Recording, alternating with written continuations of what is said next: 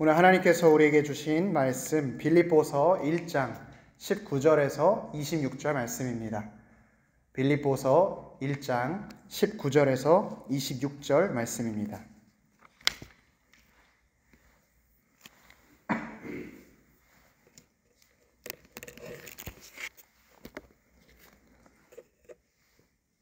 다 찾으신 줄 알고 하나님의 말씀 한 목소리로 봉독하도록 합니다. 이것이 너희의 간구와 예수 그리스도의 성령의 도우심으로 나를 구원에 이르게 할 줄 아는 고로 나의 간절한 기대와 소망을 따라 아무 일에든지 부끄러워하지 아니하고 지금도 전과 같이 온전히 담대하여 살든지 죽든지 내 몸에서 그리스도가 존귀하게 되려 하려 하나니 이는 내게 사는 것이 그리스도니 죽는 것도 유익함이라. 그러나 만일 육신으로 사는 이것이 내 일의 열매일진데 무엇을 택해야 하는지 나는 알지 못하노라. 내가 그 둘 사이에 끼었으니 차라리 세상을 떠나서 그리스도와 함께 있는 것이 훨씬 더 좋은 일이라 그렇게 하고 싶으나 내가 육신으로 있는 것이 너희를 위하여 더 유익하리라. 내가 살 것과 너희 믿음의 진보와 기쁨을 위하여 너희 무리와 함께 거할 이것을 확실히 아노니 내가 다시 너희와 같이 있으므로 그리스도 예수 안에서 너희 자랑이 나로 말미암아 풍성하게 하려 함이라. 아멘. 오늘 저는 본문 말씀을 통해서 사는 것이 그리스도니 라는 제목으로 하나님의 말씀을 전하도록 하겠습니다. 보통 사람들이 죽음에 대해서 반응하는 모습을 보면 크게 두 가지의 모습이 있습니다. 먼저는 죽음을 회피하려고 하거나 또 다른 모습은 그 죽음을 극복하려는 태도입니다. 회피하는 대표적인 모습은 죽음에서부터 오는 두려움과 공포를 무시하는 겁니다. 자기 자신이 사라져버리고 삶에서부터 오는 그 단절감, 이러한 두려움은 우리 인간이 극복할 수 없는 초자연적인 공포입니다. 내가 죽게 된다면 어떻게 될까? 또 다른 사람이 나의 죽음에 대해서 뭐라고 말할까? 이런 생각들을 우리는 인간이라면 누구나 하게 됩니다. 또한 이러한 죽음은 인간이라면 누구든지 마주하는 것이지만 이 공포와 불안함이 너무나도 커서 눈을 질끈 감으면서 외면해버리고 싶기도 합니다. 혹시라도 그것이 나와 조금의 관련이 있다 할지라도 지금은 아니지, 언젠가는 오겠지만 지금은 아니야 라고 미뤄두기도 합니다. 죽음에 대한 또 다른 한 가지의 반응이 있는데 그것은 죽음에 대해서 피하지 않고 죽음 자체를 직시하는 것입니다. well dying이라는 말을 요즘에 많이 쓰더라고요. 삶의 마지막까지 내가 사람답게 살다가 가고 싶다라는 마음으로 죽음을 준비하는 태도입니다. 그래서 신체를 단련하기도 하고요. 또 나의 삶을 쭉 돌아보면서 내가 아쉬운 게 뭐가 있을까? 내가 좀 서운했던 게 뭐가 있을까? 이런 생각을 또 하고 다른 사람과의 관계에 있어서 그런 빚을 청산해야 된다고 이야기합니다. 죽음에 대한 이 두 가지의 태도, 물론 죽음에 대해서 준비하고 대비하는 마음은 잘 알겠지만 안타깝게도 실제 죽음 앞에서 이 두 가지가 모두 다 효과적이지 않습니다. 왜냐하면 죽음 이후의 삶을 알지 못하기 때문입니다. 두 가지 태도 모두 다 오직 이 땅에서만 내가 어떻게 살 것인가 초점을 맞출 뿐이지 내세에 대한 기대나 마음이 없습니다. 죽음에 대한 그리스도인의 특징이라고 한다면 죽음에 대해서 담대함으로 반응하는 것입니다. 그리스도인에게는 이 땅이 전부가 아니라 하나님과 함께할 천국이 있기 때문에 죽음을 두려워하지 아니하며 또 오히려 더 나아가서 죽음을 기다리기까지 합니다.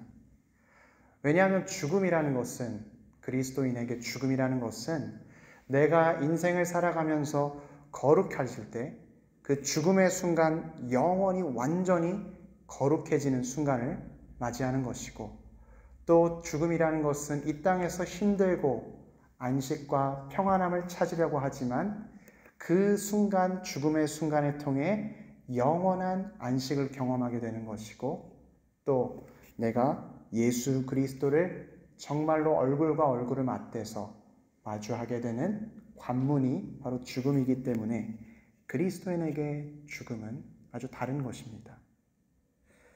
영국의 감리교 창시자였던 웨슬리가 영국에서 미국으로 가는 부흥 집회를 인도하기 위해서 배를 타게 되었습니다.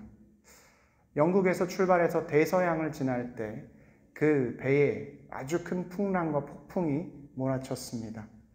배에 있던 모든 창문이 와장창 깨져버리고 이제 길을 가게 했던 그 돛이 바람에 쓰러지면서 갑판이 다 부서지게 되었습니다. 함께 타고 있었던 영국의 사람들은 너무나도 두렵고 이제 어찌해야 할 바를 몰라서 살려달라고 소리칠 뿐이었습니다. 그때 웨슬리 목사님의 귀에 들렸던 한 찬송의 소리가 있었습니다. 함께 탑승했던 모라비안 성도들이었습니다. 그들은 여자나 어린아이나 할 것 없이 하나님 앞에서 그 죽음의 상황에서 찬송하고 있었습니다. 당신네들은 겁나지 않습니까? 웨슬리 목사님이 묻자, 아니요, 우리는 감사할 따름입니다 라고 대답했습니다. 웨슬리 목사님이 너무 신기해서, 그럼 아이들과 아내들도 두려워하지 않습니까? 네, 우리 아이들과 아내들도 죽음을 두려워하지 않습니다. 웨슬리 목사님은 자신의 일기에서 이 풍랑의 사건을 통해서 자기가 죽음에 대해서, 내가 죽음 앞에 섰을 때에 어떤 사람으로, 어떤 삶을 살아야 할 것인가 진지하게 고민하게 되었다 이야기합니다. 우리가 오늘 본문을 보면 이제 나이가 지긋이 들었던 노년의 바울 사도 역시 죽음 앞에서 고민하고 있습니다. 살아왔던 오랜 세월과 그가 경험했던 고난이 그를 철학자로 만든 것입니다. 바울은 스스로 생각하기를, 내가 나의 남은 삶을 어떻게 살아야 할까? 내 남은 생애를 어떻게 마무리해야 할까? 이렇게 고민할 때에 23절에서 바울은 이렇게 이야기합니다. 23절 마지막 부분에, 첫 번째 부분에, 내가 그 둘 사이에 끼었으니, 삶과 죽음 사이에 내가 현재 끼어 있는데 내가 지금 이 삶을 어떻게 살아야 하며 내가 이 죽음을 어떻게 준비해야겠는가, 이 고민에 깊숙이 빠져 있는 것입니다. 이 고민은 내가 감옥에서 죽으면 어떡하지 라는 그 두려움도 아니었고, 재판이 잘못되어서 내가 사형 언도를 받아서 죽을 것이기 때문에 이 죽음을 준비하자는 마음의 결단도 아니었습니다. 바울의 이 고민은 그리스도인이라면 누구든지 해야 할 삶과 죽음에 대한 진지한 고민이었습니다. 우리도 왜 평상시에 살다가 보면 죽음이라는 것이 생각보다 나랑 멀지 않다라고 느끼게 될 때가 있습니다. 운전을 하다가 아찔한 상황을 넘어가게 되면 정말 다행이다, 큰일 날 뻔했다 생각하기도 하고, 몸에 이상이 생겨서 또 이제 병원에 갈 때쯤 몸에 큰일이 생긴 거 아닐까라는 여러 가지의 계기를 통해서 우리는 죽음에 대해서 생각하게 됩니다. 우리가 살아가는 것은 또 다른 입장에서 보면 죽어가는 것이지요. 이런 실제적 죽음 앞에서 우리 그리스도인은 어떻게 살아가야겠습니까? 우리 그리스도인은 어떻게 이 죽음을 생각해야겠습니까? 두려움을 이기는 신앙, 죽음까지도 유익하다 고백하는 신앙, 이 비결은 어디에서 오는 것입니까? 바울 사도는 우리에게 분명하게 말하고 있습니다. 이는 내가 사는 것이 그리스도다. 오늘 바울 사도의 이 고백, 사는 것이 그리스도니 라는 말씀의 의미를 함께 묵상하길 원합니다. 첫 번째로 바울 사도의 이 고백은 내가 살든지 죽든지 내 몸에는 그리스도께서 사신다, 살아 계신다 라는 말이었습니다. 쉽게 말하면 이제 내 마음 가운데 주님께서 오셔서 내 주인이 되셨다라는 말입니다. 우리가 복음에 대해서 정말로 진실하게 믿을 때에 우리 마음 가운데 나의 주인이 예수 그리스도다. 그것이 나의 육체로만 인정되는 것이 아니라 나의 마음과 영혼에 알려지게 됩니다. 주님께서는 나의 주인이 되시기 위해서 십자가에 달리셨고 다시 살아나셨습니다. 그래서 살아있는 자나 죽은 자나 모두 다 주님의 소유입니다. 주님은 모든 자들의 주인이십니다. 아까 웨슬리 목사님이 그 폭풍 가운데에서 이제 배를 타고 우여곡절 끝에 미국에 잘 도착을 했습니다. 이 웨슬리 목사님이 그 모라비안 교도 그 성도들의 리더였던 스판겐베르크라는 사람과 대화를 하게 되었습니다. 이 스판겐베르크가 웨슬리 목사님에게 두 가지를 물어봤었는데, 첫 번째로 당신은 당신 안에 증인이 있습니까? 두 번째 연달아 물어보는 질문은 당신의 하나님의 성령이 당신이 하나님의 자녀인 것과 더불어서 당신의 영이 내가 하나님의 자녀인 것을 증거하고 있습니까? 라고 물어보았습니다. 느닷없이 굉장히 철학적인 질문에 웨슬리 목사님은 쭈뼛쭈뼛 대답을 잘할 수가 없었습니다. 그때 스판겐베르크가 또다시 물었습니다. 당신 예수님 압니까? 웨슬리 목사님은 잠시 머뭇거리다가 저는 그분이 이 세상의 구주인 것을 압니다. 그러면 그 구주인 분이 바로 당신을 구원하셨다는 것을 믿습니까? 라고 다시 되묻자 웨슬리 목사님이 이렇게 대답했습니다. 네, 그분이 저를 구원하시기 위해 죽으셨기를 바랍니다. 웨슬리 목사님이 이 대화를 자기의 일기에 대해서 이렇게 회고하시길 의미 없이 내뱉은 답변이었다 라고 회고하더라고요. 이 사건으로 웨슬리 목사님은 내가 정말로 예수 그리스도를 믿는 것이 맞는가? 내가 예수 그리스도를 내 안에서 주인으로 모시고 있는가? 진지하게 고민하게 되었고, 후에 이 사건은 웨슬리 목사님의 제2의 회심이라고 불리는 사건이 되었습니다.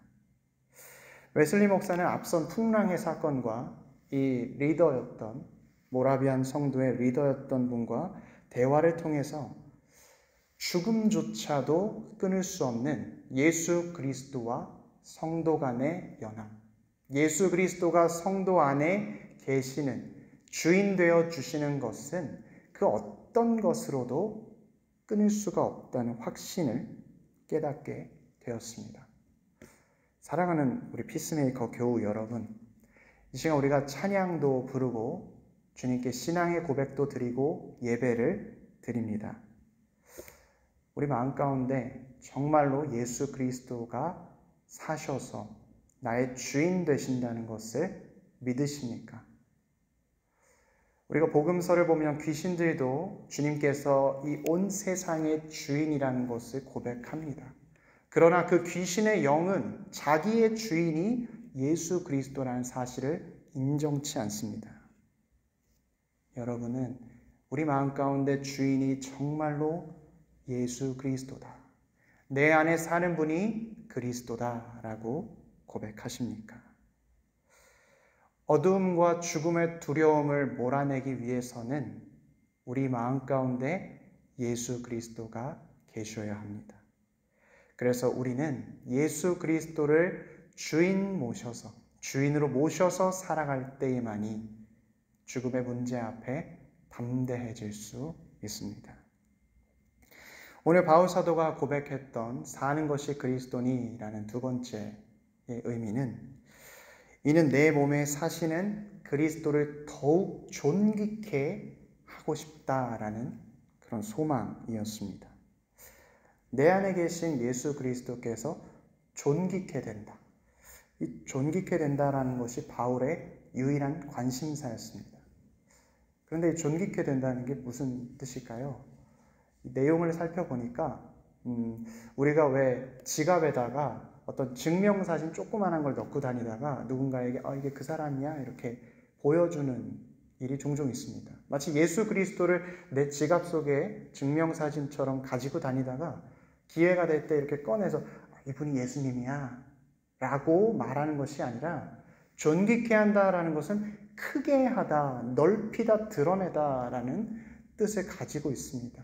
마치 지갑 속에 예수 그리스도를 넣고 다니는 것이 아니라 나의 모습의 전체에 예수 그리스도의 크기와 동일한 그 사이즈의 사진을 들고 다니면서 이분이 바로 그리스도이시다라고 증거하는 삶입니다. 그래서 내 안에 사시는 것이 그리스도다라는 고백은 내 안에 예수님을 나타내고 내 안에 예수님을 드러내는 가장 강력한 삶을 살겠다는 결단입니다. 우리가 삶에서 주님을 드러내는 것 다른 방법 없습니다. 순종이 제사보다 낫고 듣는 것이 순양의 기름보다 나으니 내 안에 주의 말씀을 듣는 것이요 그 말씀을 들은 대로 행할 때에 내 안에 예수 그리스도께서 드러나게 됩니다. 우리가 내 안에서 계속적으로 살아계셔서 나에게 말씀하시는 그리스도의 음성을 들을 때에 우리는 그리스도의 다스림을 경험하게 되고 그 다스림을 통해서 우리는 생명을 공급받습니다.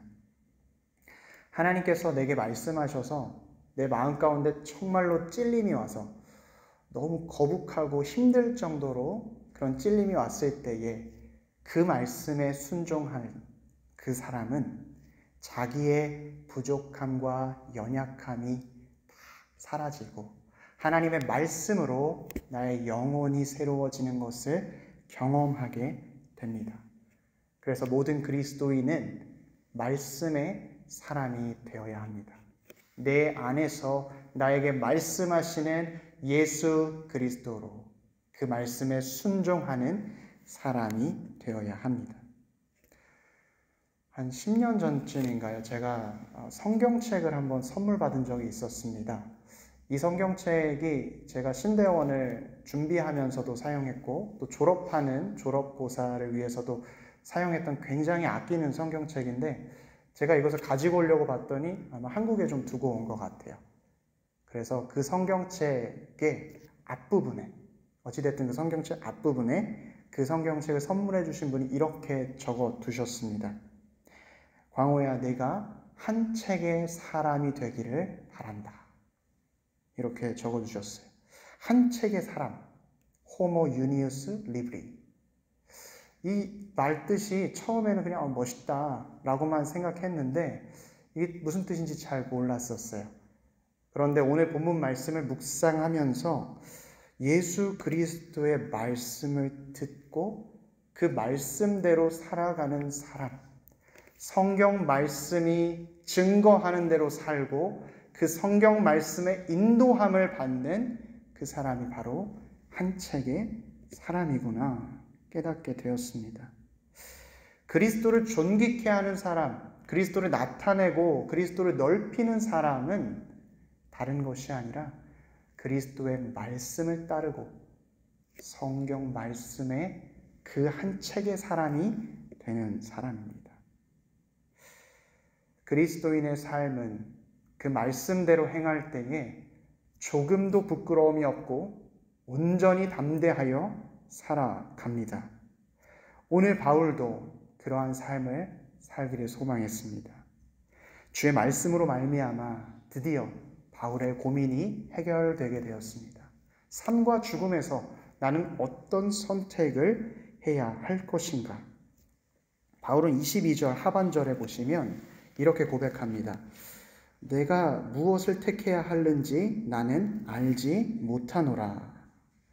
그런데 하나님의 말씀을 계속해서 묵상하고 하나님의 말씀을 듣다 보니까 25절 말씀에 이렇게 또 고백하고 있습니다. 내가 살 것과 너희 믿음의 진보와 기쁨을 위하여 너희 무리와 함께 거할 이것을 확실히 아노니. 주님을 존귀케 하길 원하고 주님의 말씀에 늘 순종하기를 원하니까 방금 전에 고민했던 그 고민까지도 주의 말씀에 따라 응답 받는 것입니다. 바울이 오늘 확신한 결론은 무엇입니까? 내게는 죽음이 유익하지만 나는 그것을 더 선택하고 싶지만 너희와 함께 살아야겠다 고백합니다. 바울의 사랑이 좀 느껴지시나요? 바울의 고백은 내가 살아야지, 마지못해서 죽지 못하니까 살아야지, 이런 고백이 아니고 내가 살아야겠다, 뜨거운 사랑의 열정을 가지고 외치는 것입니다. 바울 개인의 입장에서는 복음 전도도 할 만큼 했고 많은 교회에 편지도 썼으니까 이제 죽음을 통해서 내가 그토록 간절히 바라던 주님을 만날 수 있다면 그 주님을 선택해야 되잖아요. 그런데 바울은 오늘 어떻게 고백합니까? 나를 위해서라면 내가 죽음을 선택하는 것이 유익하나 내가 너희를 위해서, 빌립보 교인들 너희를 위해서 이 땅에서 함께 살아가기 원한다. 그리스도가 그 안에 사는 것이죠. 그리스도께서 바울에게 말씀하셨을 때 너의 사명이 아직 다하지 않았다. 너가 이 땅에서 나의 말씀을 전하고 나를 더 존귀케 해야 하는 일이 여전히 남아있다 말씀하시는 것입니다. 내게 가장 좋은 것, 내가 가장 기뻐하는 것, 이것을 다른 사람을 위해 내놓는 것, 이것보다 큰 사랑이 없습니다. 엄청난 사랑의 고백입니다. 가장 최근에 사랑하는 사람을 위해서 포기한 것이 있다면 생각나시는 것이 어떤 게 있으신가요?